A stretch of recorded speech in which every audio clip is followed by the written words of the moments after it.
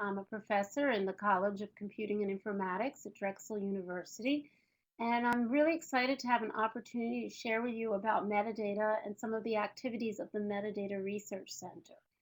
The Metadata Research Center was founded to advance research on metadata, semantics, and ontologies.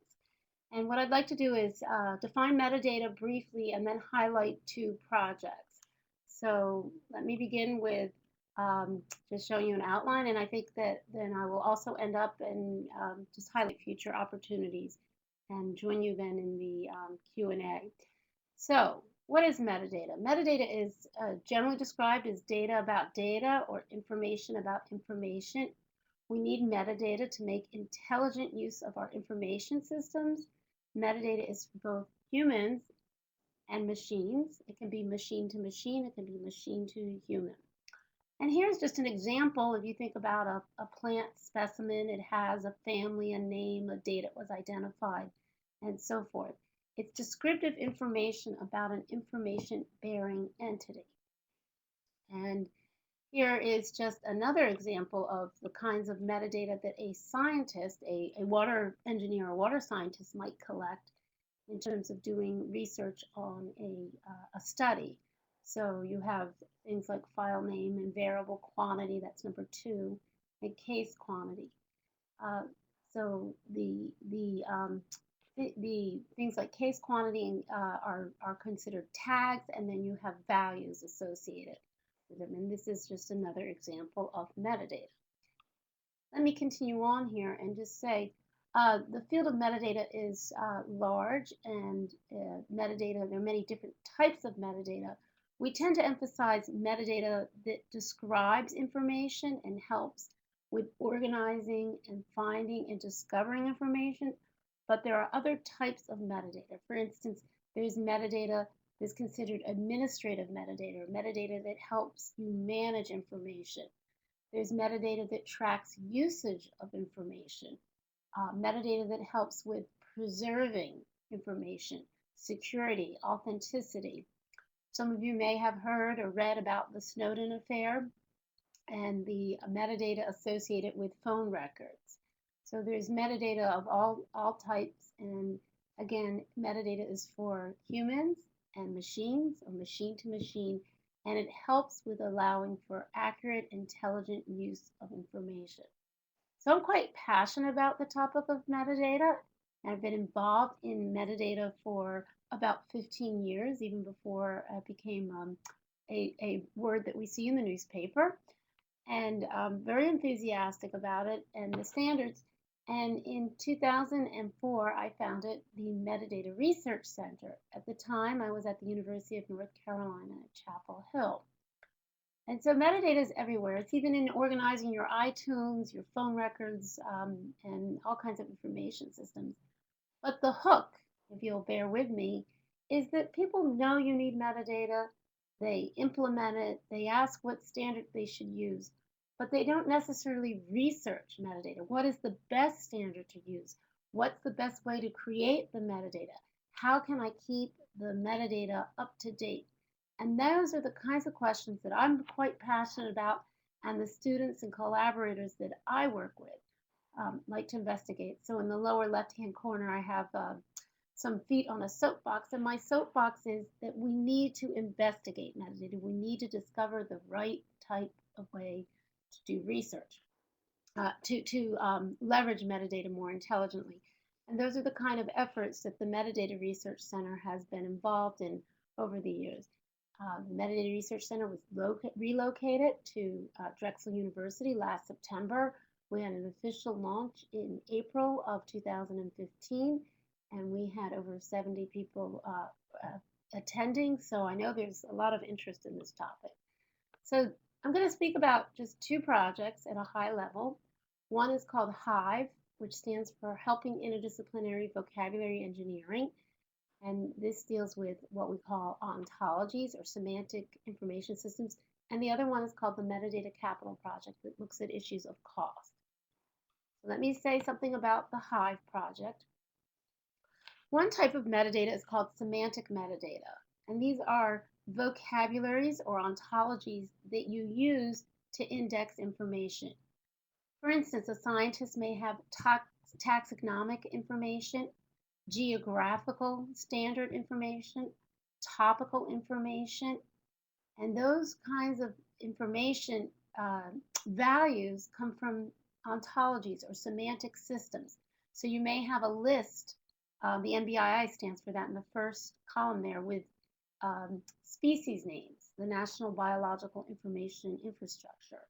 You may have a list of topical names, and that would be the second one in the first box. They're the Library of Congress subject headings. The next one, the TGN, stands for geographic names. And when you put information, whether it's scientific data or other kinds of digital information, or you're even representing physical information, you may need to draw from multiple terminologies or vocabularies. And you can think about a bee going to each one of these vocabularies and bringing back the right concepts to describe the information or the data that you're putting into a database. You can also think about multiple topics. We talk about a lot about interdisciplinary studies. So maybe your information represents history and science, in which case you might need to go to a history semantic vocabulary and a scientific semantic vocabulary. It can be quite labor intensive to have to look up each one of these vocabularies, even if they are online, going into a server, doing a search and addressing, looking for the vocabulary. So what we've been doing is a project called Hive, and the little bee goes out to the vocabularies and pulls in the right concepts. And we do this in an automatic fashion using what's called linked open data and working with a SCOS, which is a standard behind the vocabularies, to transform and select the right concept. So to just give you a visual of it, here's an example. This is an abstract for research on wood economic spectrum, which is a database associated with this article. And a scientist, one of the scientists who worked with us is Amy Zane, puts the data into a repository, but wants to help us describe it with the appropriate term. So she will go to the Hive server and number one there in green, select the appropriate terminologies, vocabulary, sorry, and then two is where you feed the document in, and three, press it. And there's machine learning behind this system as well, looking for the right terms. What ends out as a result is a tag cloud with a bunch of concepts that help represent not only the article but the data, and they can be selected and added to the description of the data. A click of a button might take a few minutes to go through these vocabularies, but that's still a lot easier and a lot more cost effective than having either a scientist or a professional information person look up each one of these vocabularies individually and start to identify terms. Not every term here in the tag cloud, the colorful blob at the bottom, is relevant, but a lot of them are, and it's useful and cost effective. We've been working on this project in various data scenarios. We also had a project in Spain called Hive España. Had a large team and workshop, and what you see on this slide in the lower right hand column is we did some experimentation with a thesaurus on wine in Madrid, and so the terms there are somewhat relevant. So anyhow, this project is long living. It started in 2009 with a grant from the institution, IMLS, Institute of Museum and Library Studies, and it's continued on with funding from the National Science Foundation into other projects, and now a third one actually working with the DataNet Federation.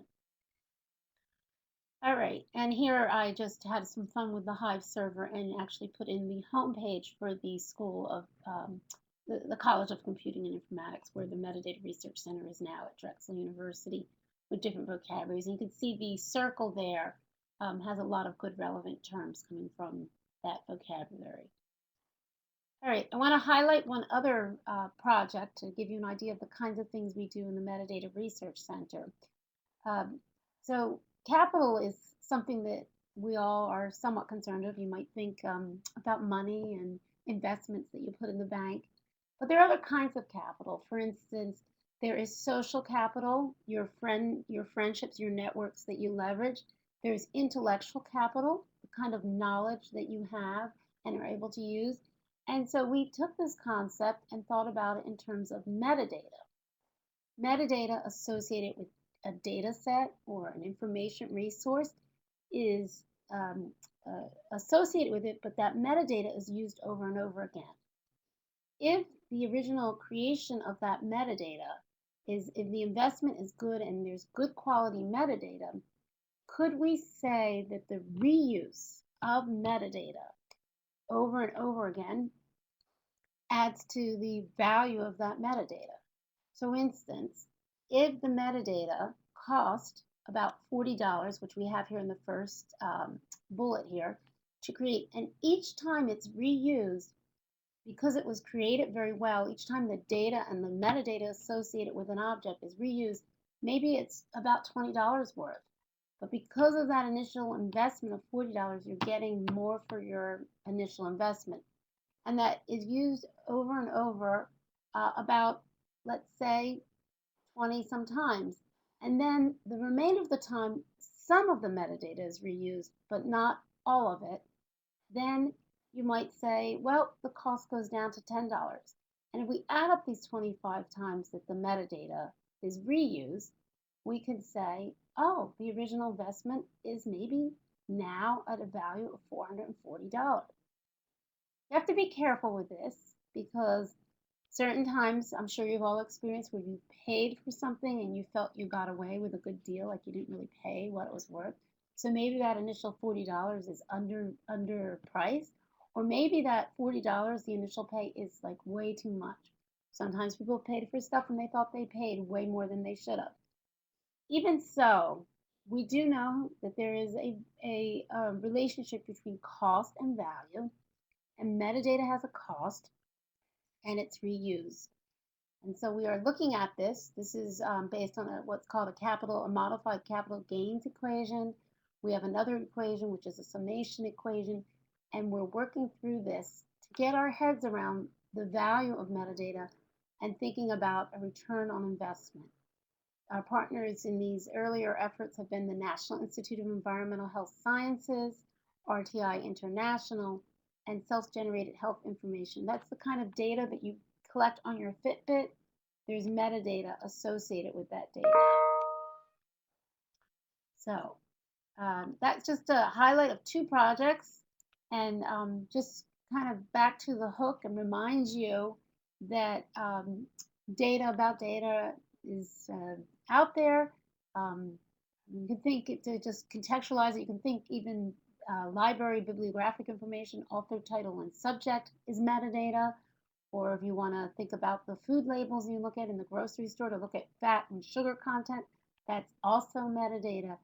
And the passion here and the interest is researching how to do it automatically, who should be creating the metadata, what's the best methods, is the metadata working effectively for the functions it was identified? These are the kinds of questions we're investigating in the Metadata Research Center. We are mainly focused or primarily focused on data-intensive kinds of activities and research with metadata associated with scientific data, but not exclusively to that. And thinking about to the future, or what's actually right in front of us with big data and data science, just to say there's really a place for metadata in this push for data science and the need for data scientists. Last spring, I had the opportunity to teach a course called Metadata for Data Science. It was a lot of fun, and I had taught an earlier version at the University of North Carolina, and hope to have the opportunity to teach that again, looking at metadata and its role in data science. So with that, I can end by saying people say maybe it's cliche, but your data or your information is only as good as your metadata. So without really good quality, appropriate metadata, you can't find or use or manipulate the information object the way, unless the metadata is of high quality. If you have no metadata or bad metadata, information is lost and not found and not used. as I said, I've been involved in metadata for about 15 years, but there's a much more interest and traction in it now. It's become more of a common or popular name with the Snowden affair and the revealing of phone records by the National Security at the NSA. And so it's helped people shine a light on the Metadata Research Center. I've already given away the cliche that your data is only as good as your metadata. Now, sure, you can have really good metadata and bad data, or really bad metadata and good data, but to make things work at optimal level, good metadata is essential. And a final comment is that the Metadata Research Center and the different projects, I've just highlighted two, we have other things happening. It's served as an important learning hub for students coming through the programs here in information systems and information and library science. And we're also now linking with folks in computing. So it's the only center of its type, and we're all passionate about metadata research. We've had funding from various sources, and here are just some logos to acknowledge some of the sponsors and the different projects that have helped the center grow and sustain. And with that, I'd like to say thank you very much. I appreciate your time and would look forward to any questions. We're really looking now at metadata for continue with the earth sciences and biological, but getting into the material science area and open to any